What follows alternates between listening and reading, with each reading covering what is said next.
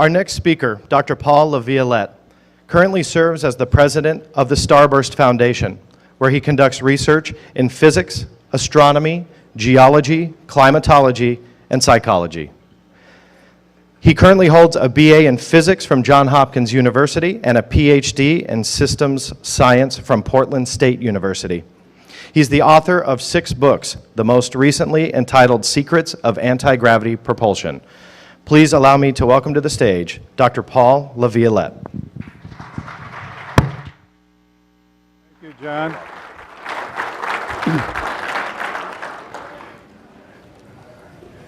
Okay, let me get the...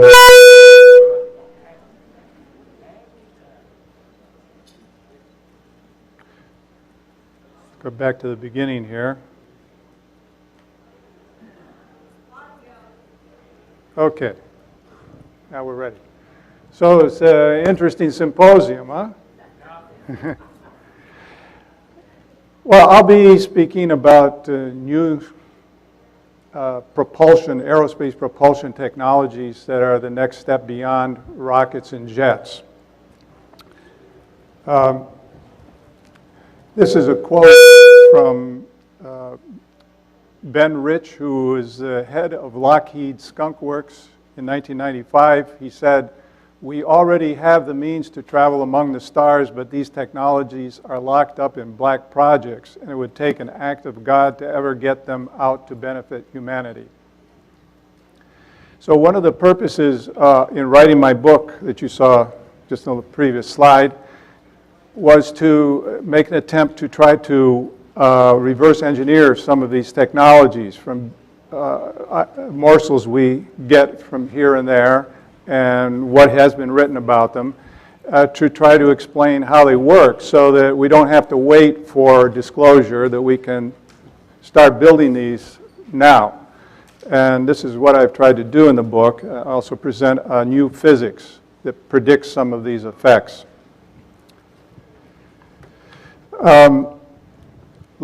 Let's say we want to go to Mars. NASA tells us that it would take at least 9 months to get there with rocket technology. What if I told you we could do this in less than 5 days with these new propulsion technologies? This was a dream of Townsend Brown's. Townsend Brown was a researcher. He grew up in Ohio to a well-to-do family. He was born in 1905. And when he was only 10 years old, he mounted a X-ray tube, Coolidge tube, and when he energized it with 100,000 volts, he found it moved. And he thought that was unusual. And he thought maybe somehow he was affecting gravity with the high voltage that he applied. And he thought maybe one day this could get us to Mars. So as a hobby, he began experimenting with high voltage on capacitors. Capacitor is basically a dielectric or insulator with 2 metal plates on each side. And you charge up the capacitor with high voltage. And when Brown was building some of these capacitors, he called them gravitators, he found that they moved towards the positively charged pole. And this has come to be known as the field of electrogravitics, the idea that you can affect gravity with voltage, with electricity. He built a device here. Let's see if we can use the pointer. I don't know exactly how to use the pointer. I was told you can use the tracking, but apparently it doesn't. So this device is sort of would rotate. Each gravitator would push itself towards its positively charged end when charged. So at the age of 17, he entered Caltech, and he tried to convince his professors about this new phenomenon he discovered. but was unable to convince them. By that time, general relativity had taken its foothold, and this was not something that seemed to fit.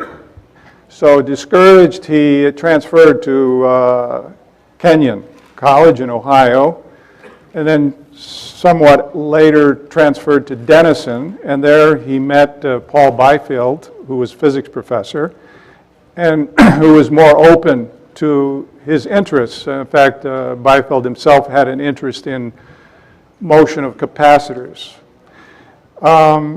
This is one experiment Brown did, both working at the university and then after he graduated, he continued his studies.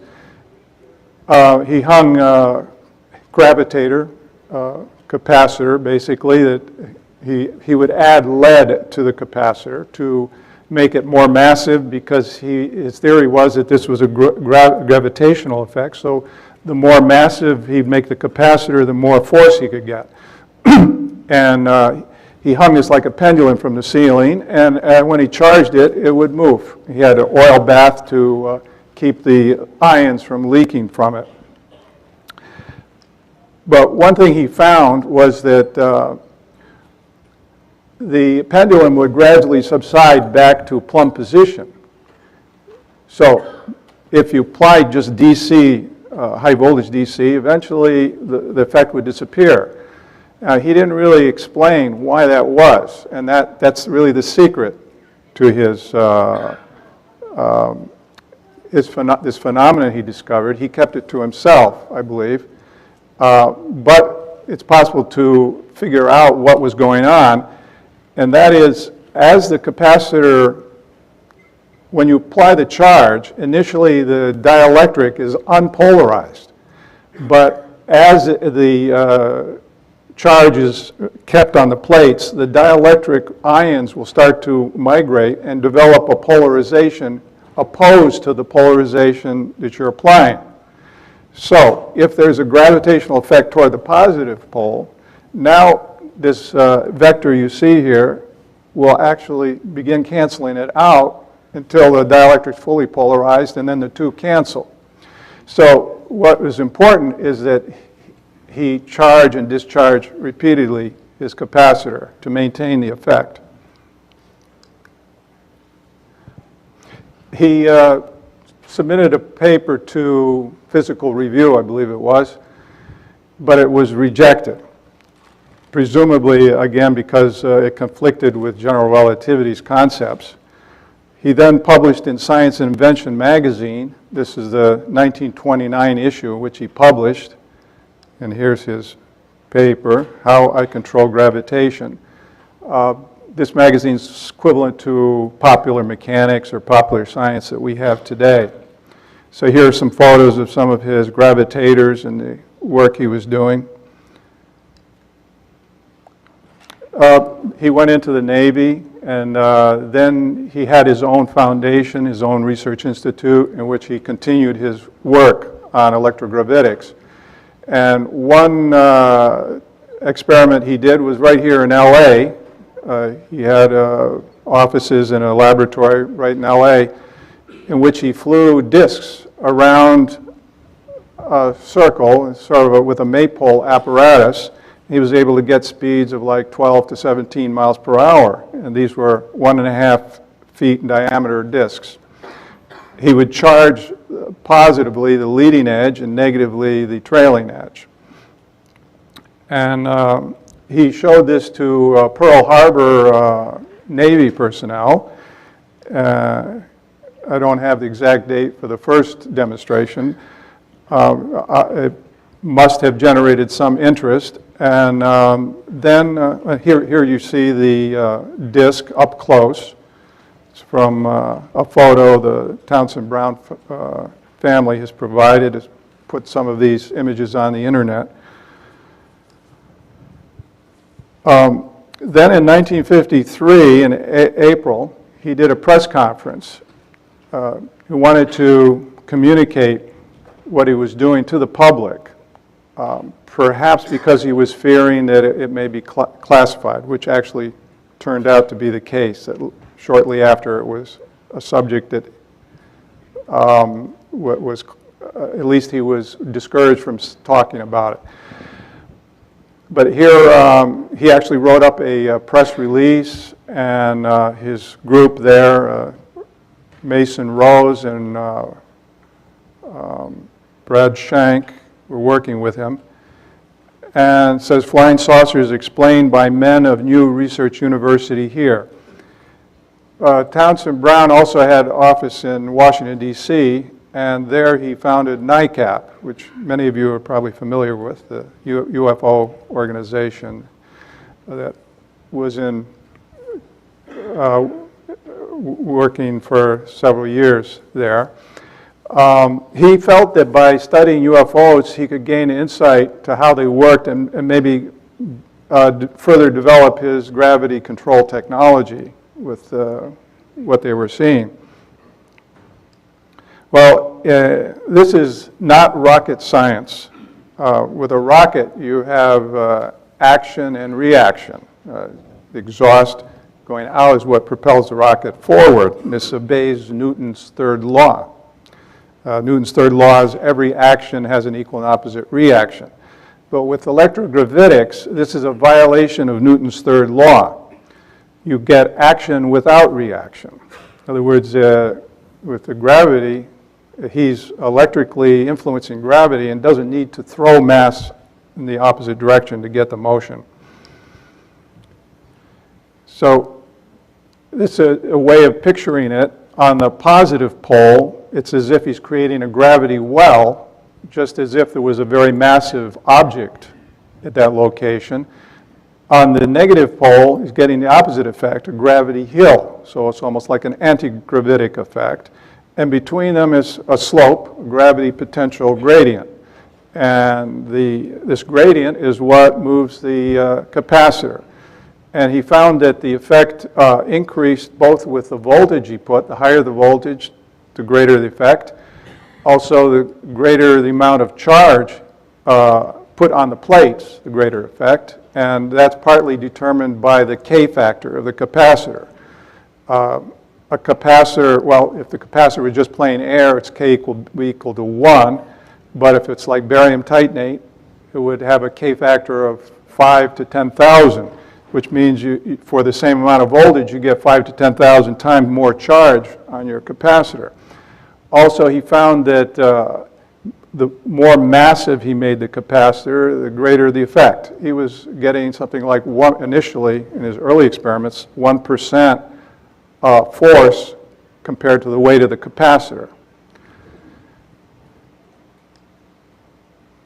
Now, general relativity cannot explain this. General relativity assumes it's only possible to form gravity wells, and also only when a mass is present. It predicts no connection between electric charge and gravity. This was a problem that was torturing Einstein up until when he died in 1956. He may have been aware of Brown's research because it's said that he met Brown in the time that Brown was working with the Navy, the Bureau of Ships. Einstein was also consulting with the Navy. So I'd be surprised if Einstein didn't know about Brown's work. And so he felt a need to try to unify electricity and gravitation, but he couldn't manage in the framework of general relativity of space-time warping. It just wasn't possible. Now, there's one theory I developed called subquantum kinetics, which does predict Townsend Brown's effect. I published this in the International Journal of General Systems in 1985. Refereed journal. They devoted the whole journal to the theory. It was a series of 3 papers. And I wrote it as a book in 1994, which is now in the 3rd edition, expanded edition, which was published just last year.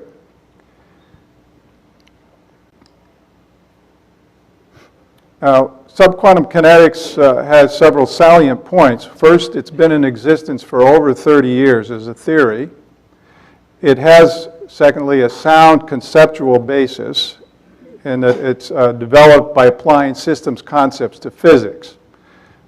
Systems theory is a field of science that's been applied to many disciplines. It's really an interdisciplinary science, viewing nature as systems and how systems come into being, how they interact, how they function. The idea of the open system is a key concept.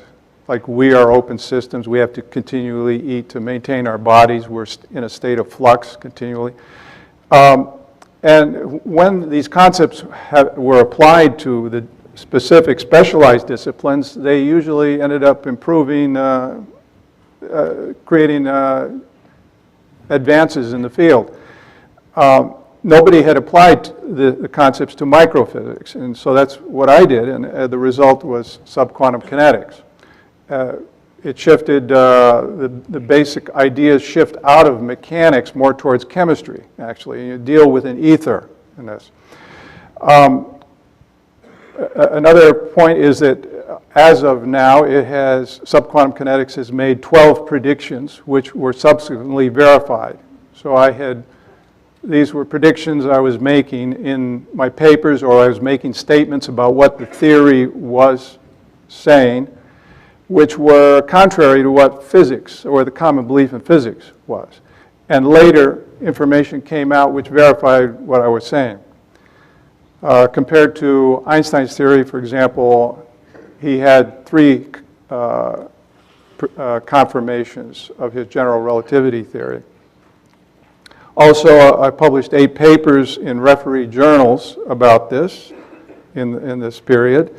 It's also a unified field theory. It not only unifies electricity and gravitation, but also the strong force, what binds nucleons together, the beta decay, how neutron decays to produce proton and electron, and many things that I don't have time to go into. It would take a couple hours just to go over this, but with the latest development, I've been able to explain quantum interconnectedness. This is just this year, with the idea that you find that actually information can be superluminally connected between particles that link, even though they're remotely separated. The theory, it's entirely consistent with Tesla's thinking. If Tesla was here, I'm sure he would have agreed with the basic principles. It also unifies physics with the life sciences, which has been a problem. Like, physics has been off here and the life sciences here. Well, this, you find that the principles that apply to life sciences also at the basis apply to physics. Actually, it makes physics more understandable and more intuitive, actually. And also, there's links to esoteric thought, and the theory appears to have ancient roots. You find that the concepts are encoded in ancient creation myths, like the Egyptian creation myths, ancient Greek creation myth, the Mesopotamian creation myth. You find it in the Tarot, in the I Ching. It's sort of like they use the method of metaphor to convey the basic concepts. Now, the question is whether the people back then understood this knowledge that was encoded. The thing is that today we have advanced to a point where reading these myths, we can see the science encoded. And this is explained in my book, Genesis of the Cosmos. It leads you to believe that some very advanced civilization was responsible for doing this encoding. Now, if this gray box shows conventional physics, subquantum kinetics is able to expand the scope of what can be explained. So it can embrace things like anti-gravity, free energy, things like this that currently are claimed to be impossible in physics framework. One of the main principles is the idea of flux. Heraclitus, ancient Greek philosopher from the 5th century BC, one of his statements was, "Everything changes and nothing remains still." You also saw this concept in the Chinese metaphysics of the yin and yang. The Eastern teachings are close to this, the idea of the qi or the qi. The ether is viewed as something that's dynamic, it's transmuting. So this is at the heart of subquantum kinetics. The concepts also tie in with process philosophers of modern times, like Alfred North Whitehead or Henry Bergson. This is the heart of the theory, is these 5 kinetic equations. These are like recipes. If you think in terms of the movie Matrix, this is like the computer code that generates the physical reality. If you were to map these reactions out, it would look like this. It actually has a geometric form, and it really involves a crossing of 2 reaction pathways. It's like a sequence of transmutations. These are like, think of them as like chemical reactions, but at the etheric level. A goes to G, goes to X, goes to omega, and then you have a crossing pathway where B reacts with X and produces Y and Z, and then Y is regenerated back to X in a loop. Now, the X and Y is involved in creating the electric field. Why do you need 2? Because to create polarity, where you have plus and minus in electricity, you need 2 entities, like the yin and yang. You have where Y is high, X is low, or X high, Y low. And the G is involved in the gravitational field. Here's a simulation showing the, I don't know if I can get it to repeat. Go back and do it one more time. It shows the flux going on, that these are continually dynamic, this transmutation. And this is going on throughout all space. And out of this dynamic ether, that if you can think that even this room is, everyone in this room is being sustained by this flux that's going on every cubic centimeter of space. This is the kind of the wave, the shape of the electric field of the particles that emerge, like the proton, positive charge, versus the electron, negative charge. The field is just the inverse. But you also have the gravitational field correlated. Here you have a proton generating a gravity well, an electron a gravity hill, just sort of like what would fit with Brown's work. Now, when I was first developing this theory, I was seeing this. I said, my gosh, it's predicting 2 polarities for gravity, and standard physics doesn't acknowledge that, and I saw that was probably a problem. I was a little uncertain, am I off on the wrong path? And then I discovered Townsend Brown's work.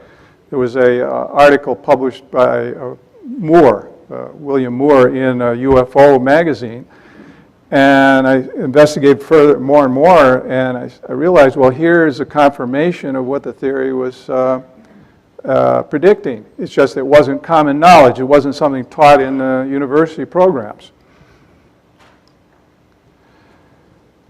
Now, here's an example of how the particle emerges out of a vacuum fluctuation, 0-point fluctuation. This was a simulation done just last year by a fellow who he graduated top of his class both in physics and mathematics from UCLA.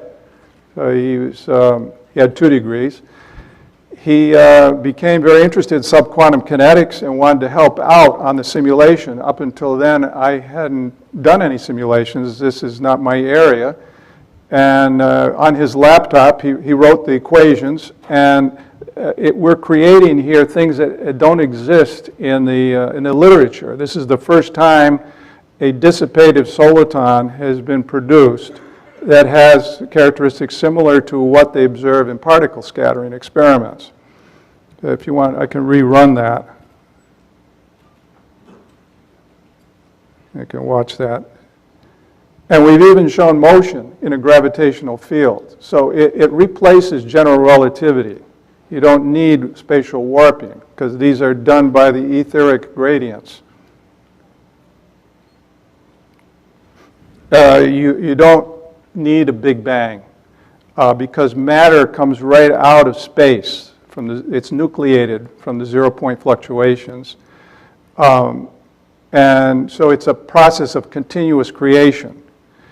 And once a particle forms, it makes it easier for another particle to emerge. So you find that matter breeds more matter. So it's very much like biological reproduction. That you have mother particles producing daughter particles, and galaxies will grow in size over time. And this has all been supported by the Hubble Space Telescope data. You find that galaxies further out were much smaller.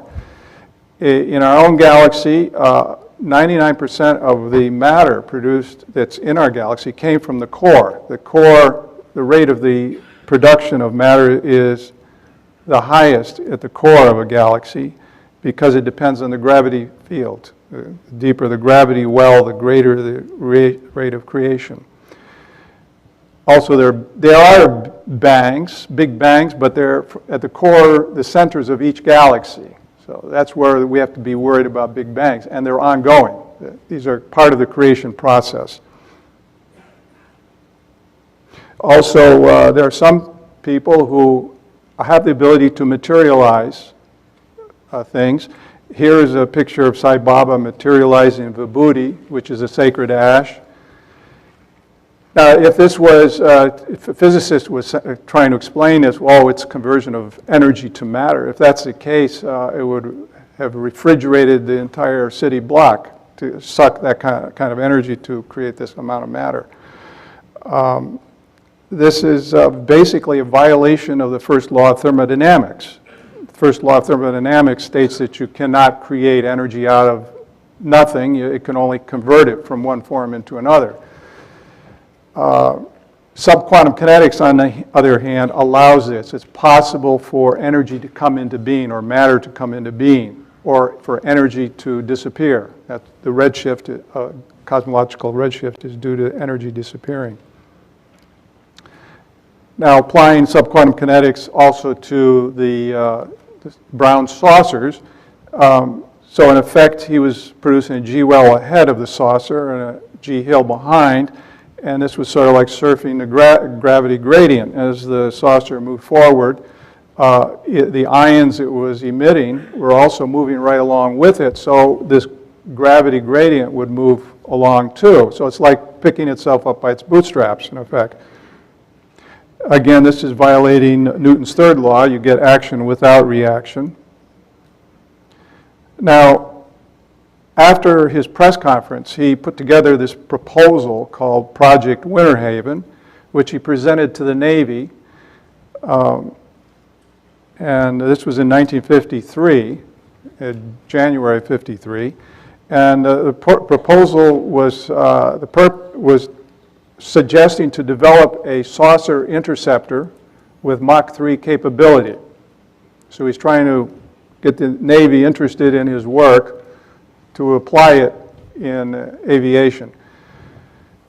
He said that extrapolating the performance of laboratory disk prototypes, that he predicted that larger flying disks operating at electric potential of 5 megavolts could be made to attain speeds of 1,150 miles per hour, Mach 1.5, which was very interesting because just a few years earlier we'd broken the sound barrier. So this was in the range of what we were accomplishing in the Air Force with our most advanced jet planes. The report also predicted that with voltages and equipment then available, larger disks could be built that would be capable of speeds in the upper atmosphere of 1,800 miles per hour, or Mach 2.4, far faster than they had achieved at that time in 1953. On page 3 of the Project Winter Haven proposal, there's a very interesting sentence at the bottom, very revealing, in fact, which at the time I wrote my book, Secrets of Anti-Gravity Propulsion, I hadn't noticed this, and otherwise I would have put it in. It says, in recent years, assuming that Brown is writing this, in recent years, as additional data of a confirming nature became available, the research has been associated with government research projects of a highly classified status, and publication has been precluded. So this explains why nobody's heard of Brown. He wasn't allowed to really give any details. The only paper he published on this was that 1929 paper in a pretty much lay journal or magazine. Usually if you approach a physics professor, have you heard of Townsend Brown's work on electrogravitics, he'll say, where did he publish, which journal did he publish this in? Well, the fact is, even if he wanted to, he couldn't. He wasn't allowed to, if we believe what's said here. So, on the other hand, Einstein was able to publish wherever he wanted. But as you find out, actually Brown's work was trumping Einstein's. Einstein's is something we have to now consider as classical. We have to get beyond that, otherwise we won't advance. We'll be still with our feet on the ground here.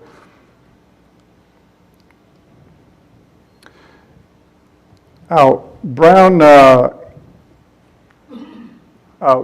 at the same time he gave this Project Winter Haven report to the Navy, he made a demonstration to the Navy at Pearl Harbor. This was his second demonstration now. By the way, he was stationed for a time at Pearl Harbor, so he had contacts there. And he flew 3-foot diameter discs. He's holding one. And it said that the speeds were so astounding that the whole subject was classified. So very little is known about the details of this, except in 1956, Interavia magazine mentioned that the speeds of several hundred miles per hour were attained when he charged this to something like 150 to 200,000 volts. Now, also, I came upon a letter that was sent to me by Tom Terman, who is a researcher interested in Brown's work back in the 70s, and he was corresponding with Brown and inquired about the Pearl Harbor demonstration, and Brown wrote some details back. He drew this picture. This is drawn by Brown himself. It shows the setup. They hung this carousel arrangement, similar to what he had in his laboratory, but much bigger.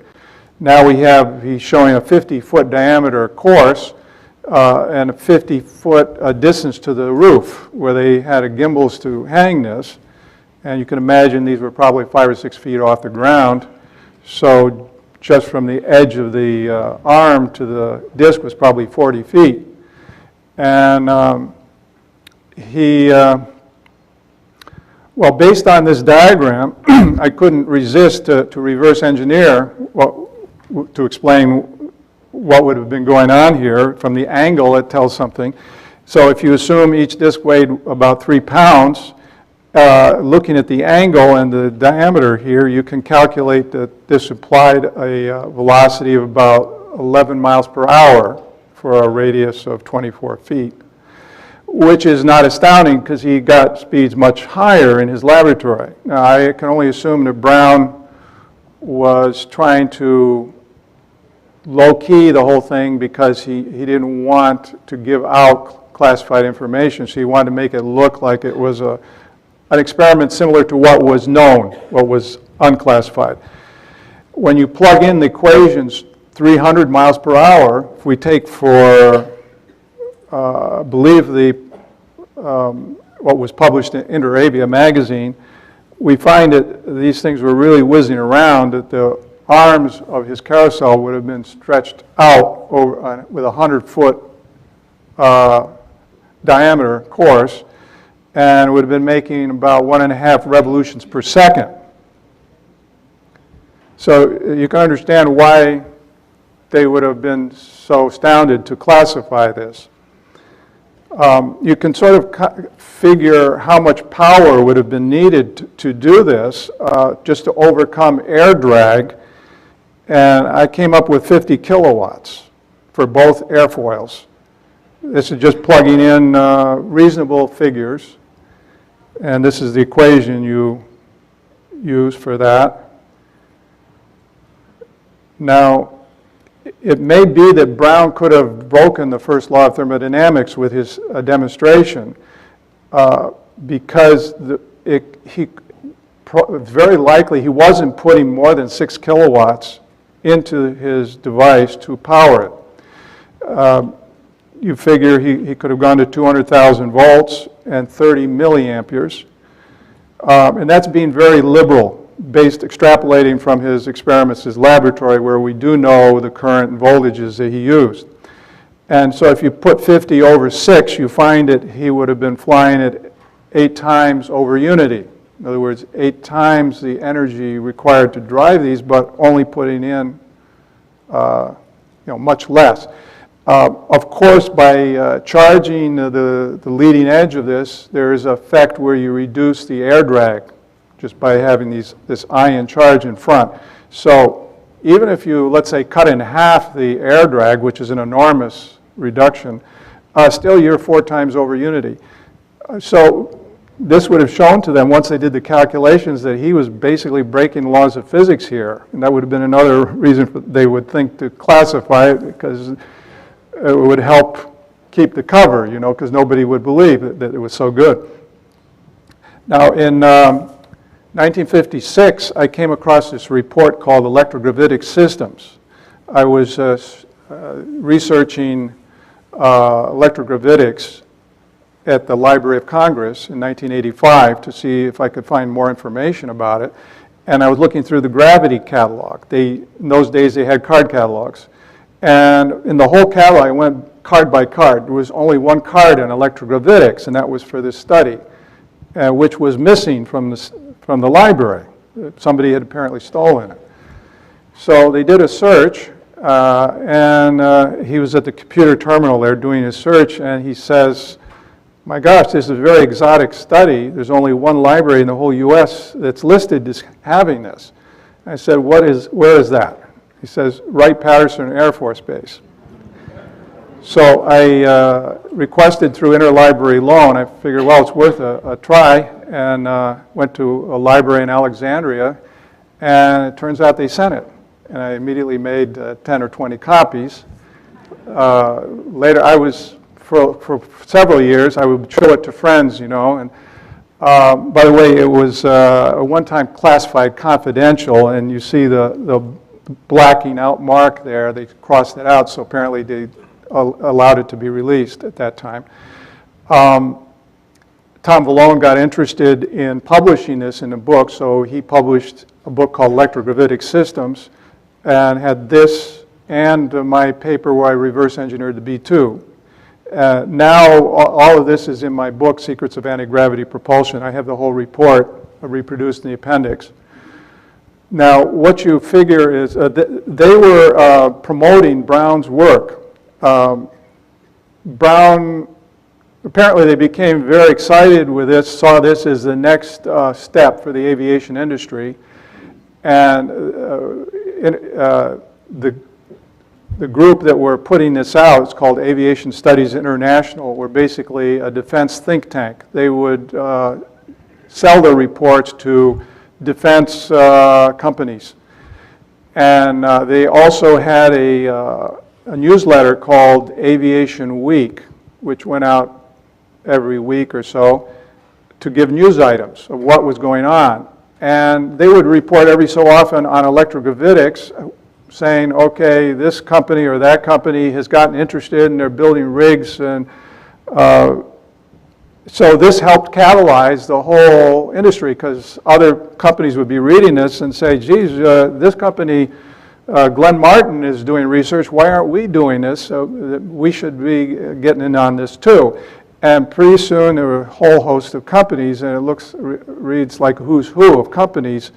Boeing, Douglas, you'll recognize some of these fairly well-known, General Electric, Glenn Martin, Hughes Aircraft, Grumman, Lockheed, Sperry Rand. And the 1956 report was sort of like a summary report summarizing the progress over those 2 years. So basically they took Brown's ideas from zero and just catalyzed this whole industry. It was actually, by that time, it was being funded in small amounts by the U.S. government. They were putting in $5 million into researching these test rigs at that time.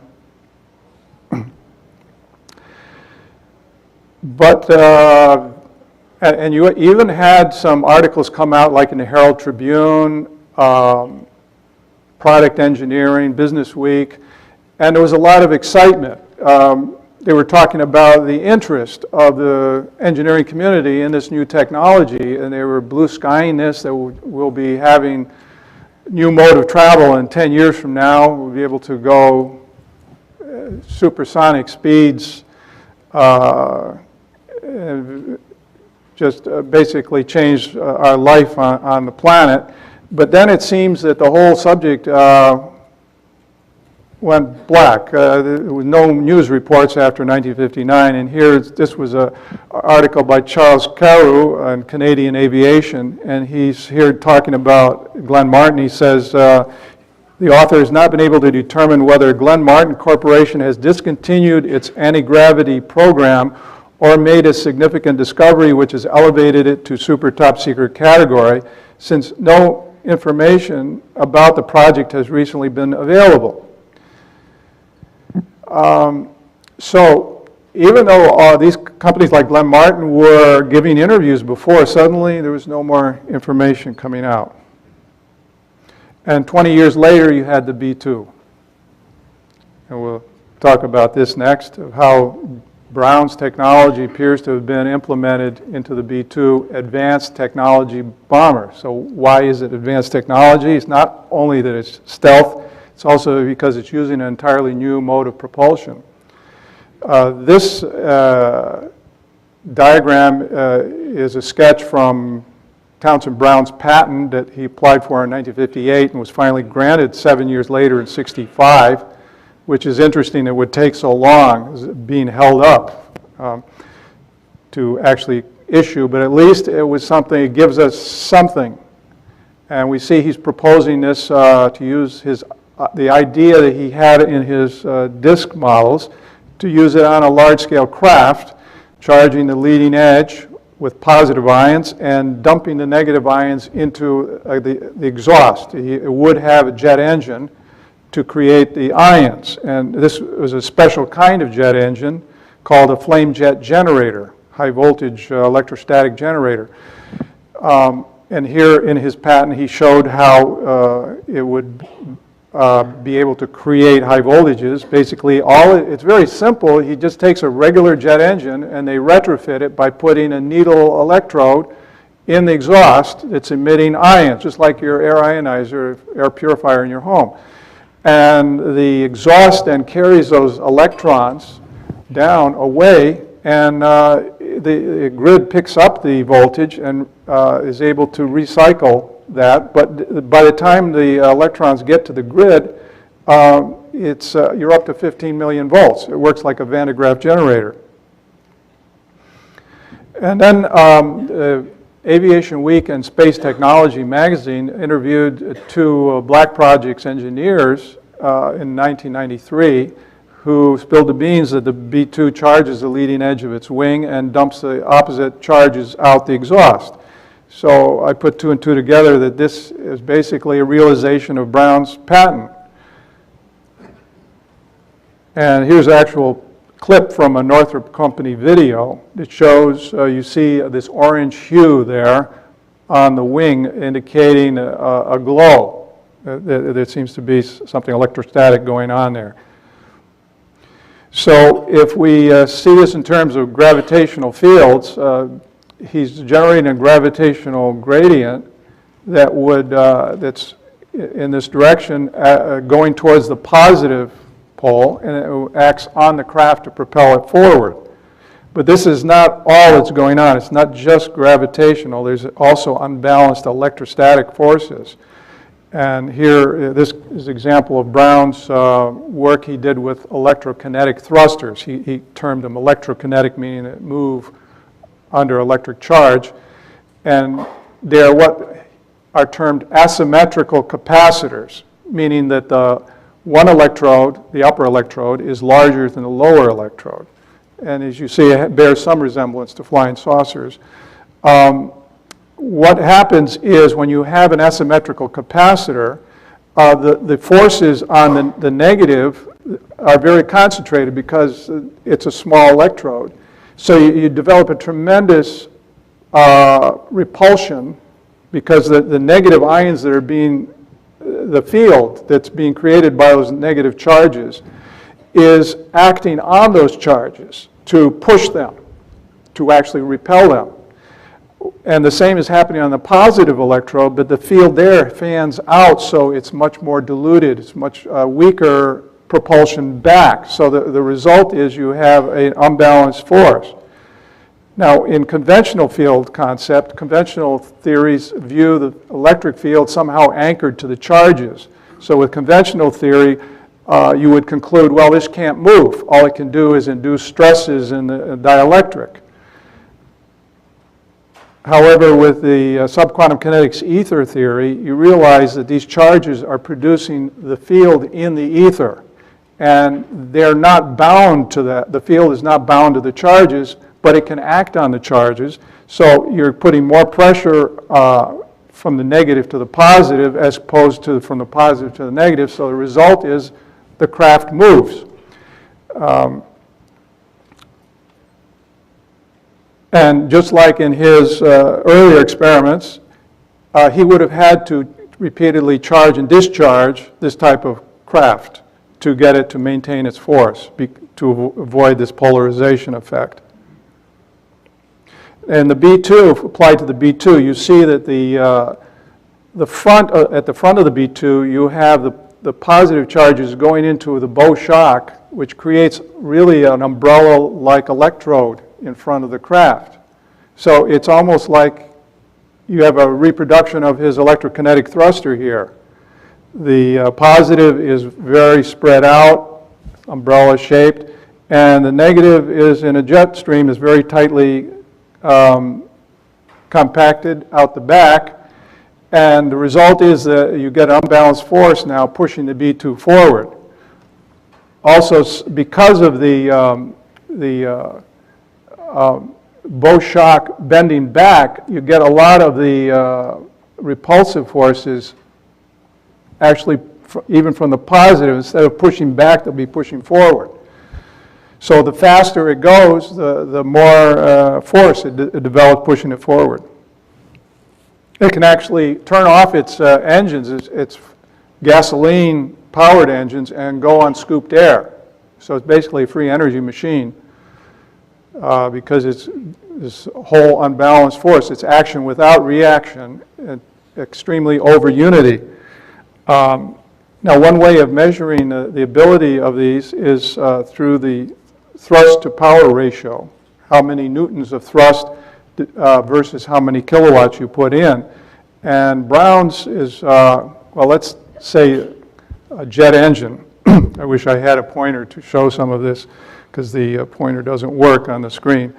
But jet engine is at 15 newtons per kilowatt. Newton is about, that's about like 4 pounds of force for a kilowatt, enough to cook your turkey. The space shuttle main engine is 100 times less than that. Oh, thank you. And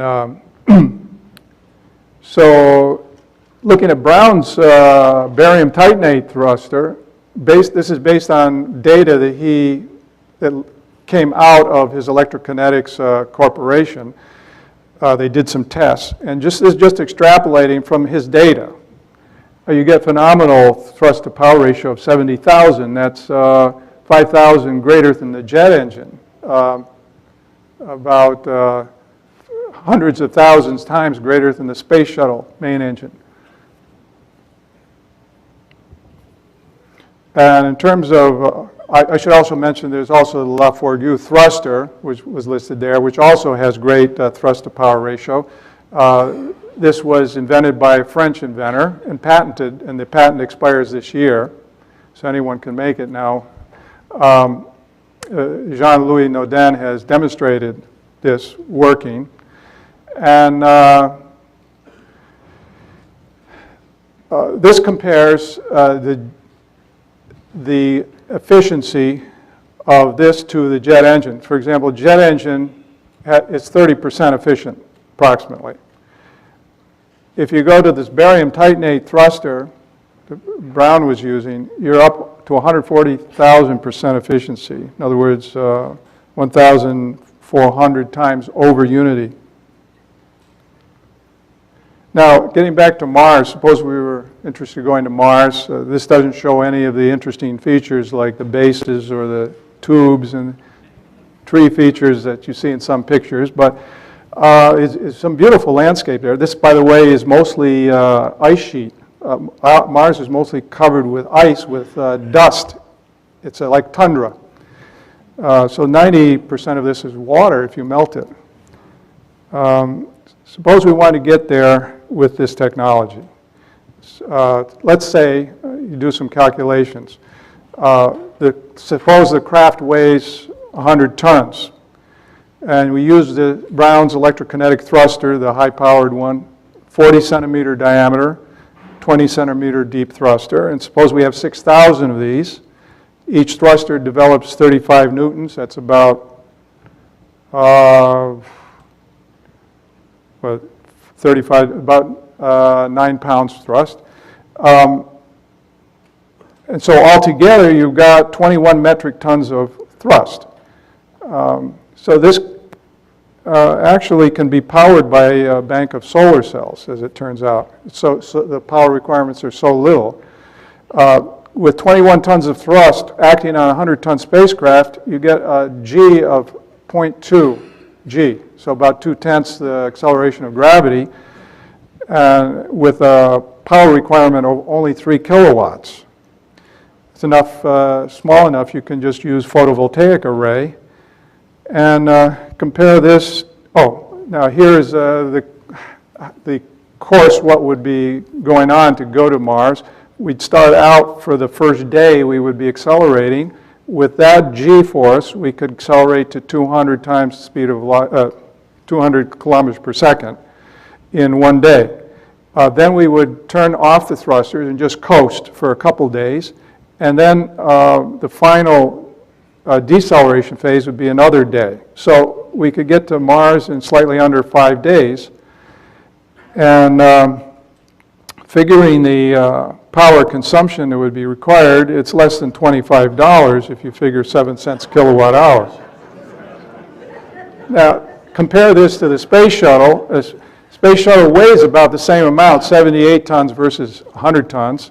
We're talking about the empty weight. But the space shuttle has a 2,000-ton rocket to lift it up into orbit. And just one shuttle launch costs $450 million just for the fuel. So compared with $25. So, I mean, it's not a bad thing, really, that we don't have the space shuttle operating after this, you know. Now, suppose we want to go on an interstellar flight to the nearest star, Alpha Centauri. That's 4.37 light years away. There's an interesting technology developed by Eugene Podkletnov, which is able to generate gravitational pulses. Basically, it's a discharge of high voltage, charges up some capacitors to 2 million volts, and discharges them to anode through a superconducting disk. And what he found was that even though the electrons in the discharge stopped at the anode, a gravity pulse continued to propagate. but at superluminal speeds. Now, with his low-powered apparatus, he was able to get superluminal speeds of 64 C. And he did this by measuring, cutting, he had a path, a laser path that he would cut. He found it would be able to thrust a pendulum every time it was fired. He put a piece of carbon paper there, and bang, you get a 4-inch diameter imprint. It would be a 4-inch diameter tube of gravity impulse. So it was confined to it. It was almost like a laser, gravity beam laser. They would push books over at 2 kilometers distance. Even at 200 kilometers, it was still confined as a beam. And when he jacked up the power to 10 million volts with an even more sudden discharge, he was able to get a force enough to put a 4-inch hole through a concrete block wall or dent a 1/2-inch steel plate. This whole technology is explainable also in electrogravitics, because here, when you have discharges, you develop what's called a very high virtual charge. And if you associate charge with gravity, it means you're able to create a very strong gravitational force.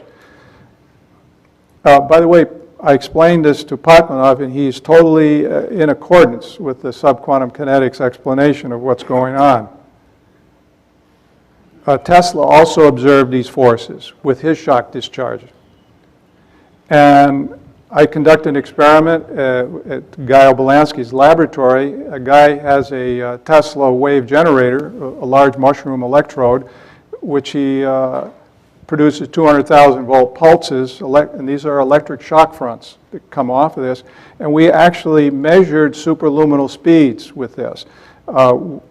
He sent this across. We were measuring the wave when it arrived at various points. These are ports. This is the floor of his laboratory, and this is the basement. He's got it in the basement. And he had an oscilloscope up here, so we'd measure the time it took for the pulse to go from one point to the other, and we would have different points here. And very interestingly, it started out at 6.5 times the speed of light, very close to the electrode, and decreased as it went away. But still, it was superluminal even after 3.5 meters. Now, nobody else has done this. I mean, I've studied the scientific literature. We're the first. It's published in my book, Secrets of Anti-Gravity Propulsion. We just haven't taken the time to repeat the experiment to the point to publish this in a refereed journal. So this is basically shocking material from the standpoint of the physics community. This would basically destroys special relativity. The idea is that the wave is surfing on the ether pulse. What the shock does is it pushes the ether forward. It creates an ether wind, and the shock front then surfs on the ether wind. So you get C relative to the ether, but now you're pushing the ether on top of that. And that's the way Pakmanov's beam works. By the way, with Pakmanov's beam, with his high-powered beam, he was measuring 3,000 to 4,000 C. He hasn't published that. He just told me, confided to me. He used atomic clocks to measure this. The other results, the 64C, he and Modanis are publishing a paper in a book, ebook, which will be coming out in a few months.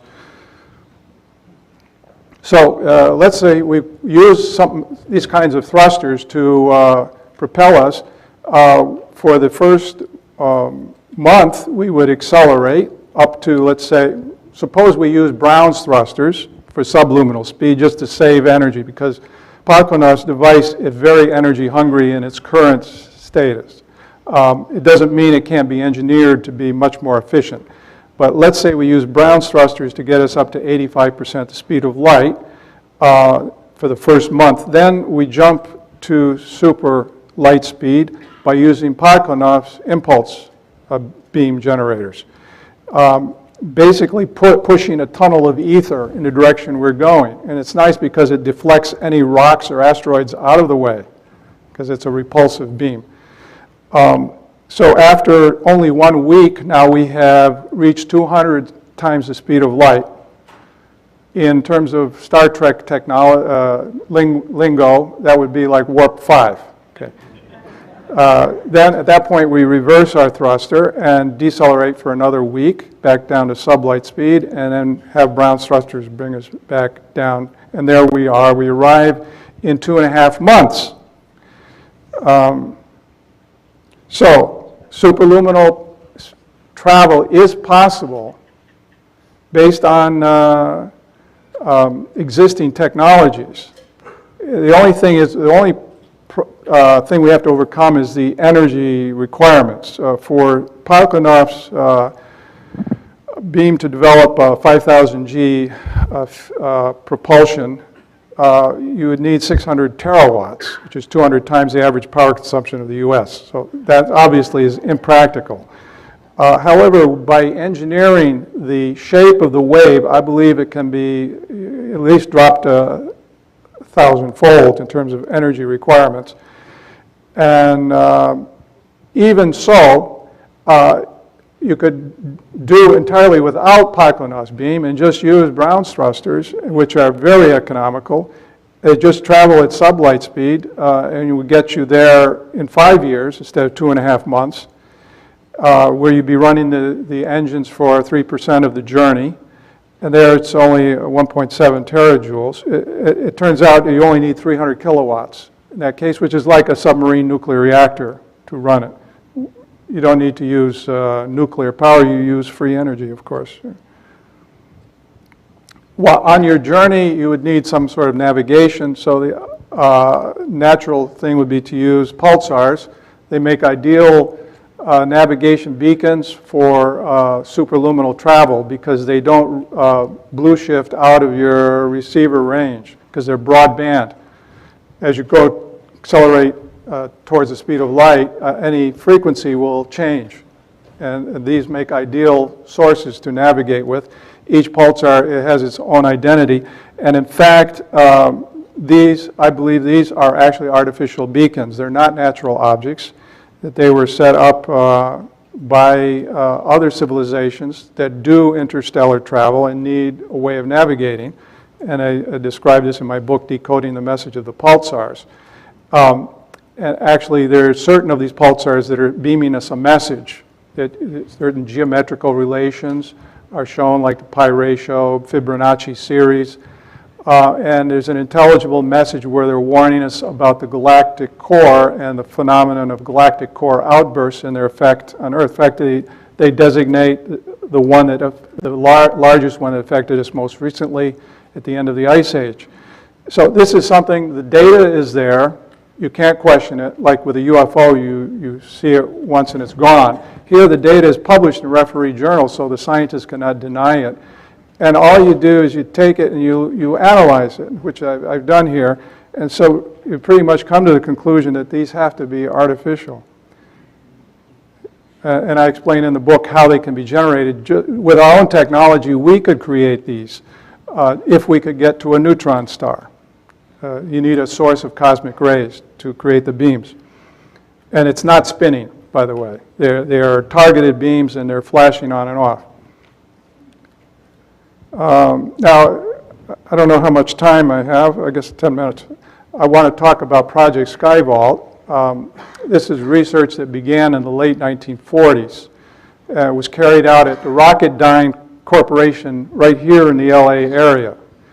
In fact, a lot of this gravity propulsion technology and field propulsion technology was developed here in this area. The basic idea is it lofted a craft on microwave energy beams. It used masers and phase conjugate resonators to create the beams. I'll explain what phase conjugate resonator is. It also used sawtooth-shaped microwave waveforms. So the waves, the microwaves coming, it was a maser that produced the waves. Maser is like a laser operating at microwave frequencies. But then they shaped the wave, so it was no longer sine wave, it was sawtooth shape. And they get better propulsion that way. They also use what's called metamaterials. These are materials with a negative index of refraction to increase the thrust. With a metamaterial, a beam of the right frequency will be able to create a thrust on it, whereas usually light beams or radio waves go through materials without interacting. With a metamaterial, it's able to create a force.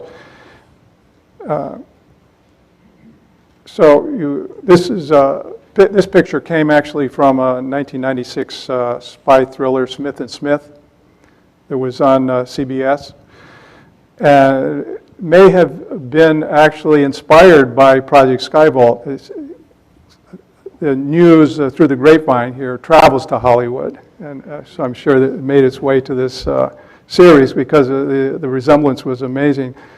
And it could explain these types of triangular craft, that these lights you see at the corners, they're not just navigation lights, they may actually be beam propulsion sources, microwave sources, and they're actually supporting the craft. So although you don't see visually, except where it might ionize the air near the craft, there are actual beams that are almost like poles, solid poles under the craft holding it up. And this may have been the reason why they called it Project Skyvault, the idea of vaulting on a pole.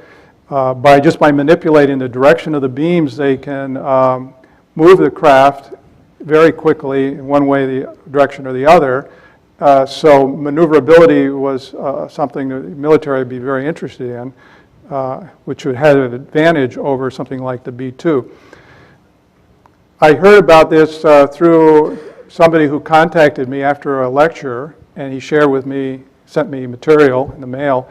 He had learned about it from his boss who had worked on the project at Rocketdyne, and then he communicated with an engineer on the project who told him some more information, which sort of updated him from the time his boss left the project to that time. And based on that, I was able to reverse engineer this based on what we know about physics and phase conjugation and so on. With phase conjugation, here's an example of what happens with a regular plane mirror.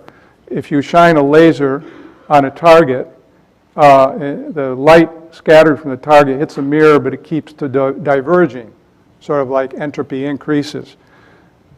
With phase conjugation, here you have what's called a phase conjugate mirror, or a nonlinear crystal. Barium titanate, what Brown was using in his thruster, is ideal phase conjugating material. In this case, your laser beam hits your target. The light scattered from the target, now some of it is intercepted by this crystal. And this crystal is near your laser source, okay? Although it's poor picture here to show this, but you divert some of the laser light into your crystal, and this creates a hologram inside the crystal, which has all the information of how these light beams came in. And then you're pumping with the laser beam that hologram, and it creates a reverse laser light wave that travels back exactly the way the incoming waves traveled, and finally ends up converging at the laser source. So the advantage of this is the laser light cannot leave the system. It's bottled up, in effect. This reverses entropy. And here in my book, I devote 2 chapters to how this technology works. And here I've sketched a beam generator. You have the maser beam is generated here. It's shaped into triangular wave shape here for better thrust. Here you have a metamaterial to create even more force. Then it's reflected down through a focusing iris, like a lens, and you can then scatters from the ground and comes back up to your phase conjugator. Any light that goes off in some other direction is lost, but it ends up that the ones that make it to the phase conjugator end up dominating, and after just within a split second, it builds up a tremendous energy. And this type of system is used in military for locking on to aircraft. They can actually track the craft because this tracks automatically. So somewhat, if you give an analogy somewhat to the idea of the phaser beam in Star Trek. And also, you can create either repulsive forces or attractive forces with these beams. Just by reversing the polarity, like instead of going positive with your wave, go negative and it would reverse the thrust. Or just changing the shape. Here I show just by changing the shape of the voltage profile, this results in a repulsive gravitational force. This is an electrogravitic effect. This is based in subquantum kinetics concepts, which I won't go into right now. But if you change the shape, now instead of having a repulsive force, you have now an attractive force. And then this shows index of refraction for metamaterials. Here's a metamaterial produced by Boeing called the Boeing Cube. It's received some publicity.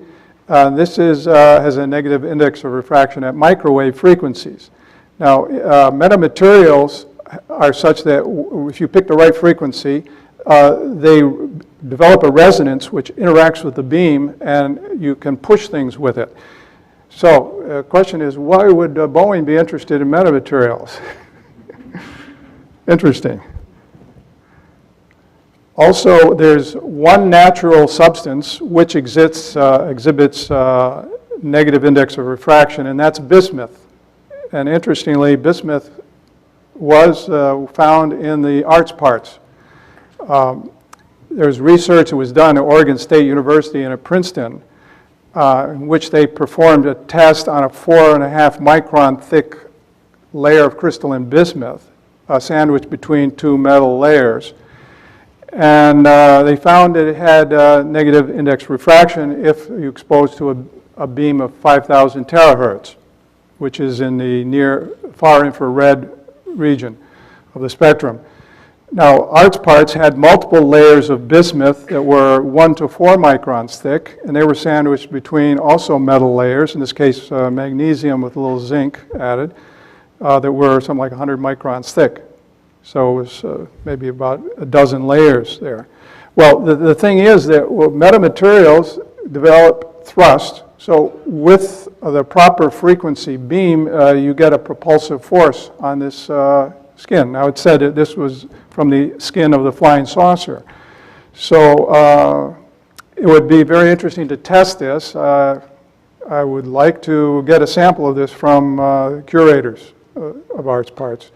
And it's a very simple test, and once it's done, it pretty much closes the book on this. It shows what the purpose of this material was. So the current situation is that here on Earth we are fed conventional physics concepts which have resulted in conventional engineering, resulting in petroleum guzzling polluting technologies like rockets, jets, automobiles, trains, while in the black projects that have been funded from our money secretly going to these, perhaps trillions of dollars, as you heard earlier, and they may even have created off-planet civilization, as was discussed this morning. They are not using the conventional physics. They're using unconventional ether physics. And they're working with gravity control, free energy. And it doesn't seem to be any direct benefit to us here. And so this is the problem. And the way I see it, we are like the cat. And the cage, the bars of the cage, are the physics that's taught in our schools, and it's used by the government in awarding the grants. And if you have any physics theory that's outside that, you can't get published or have a great difficulty to get published. We need to get in the face of the physics professors, of the physics community, of the government, and tell them that these laws are not correct. They are imprisoning us into the 20th century, sort of like they've frozen us in time in the 20th century by maintaining these bars. We need to get free like the bird. Thomas Kuhn wrote a book called Structure of Scientific Revolutions. It says normal science is predicated on the assumption that scientific community knows what the world is like. Scientists take great pains to defend this assumption. To this end, normal science often suppresses fundamental novelties because they are necessarily subversive of its basic commitments. Research is a strenuous and devoted attempt to force nature into the conceptual boxes supplied by professional education. But then he says, a shift in professional commitments to shared assumptions takes place when an anomaly subverts the existing tradition of scientific practice. So this is what he calls the scientific revolution, and that's what we need. The problem is that the scientific science today is in a state of corruption, and this is shown in this, discussed in this article by Marvin Herndon in the Dot Connector magazine, this issue, July issue.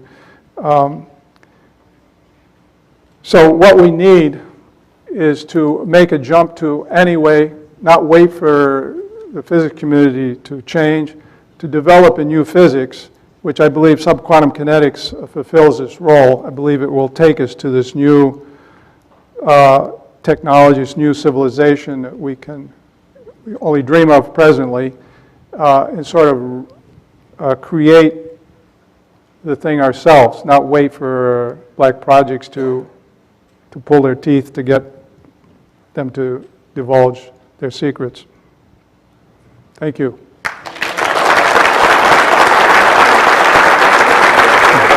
Anyone off, I'm sorry about that.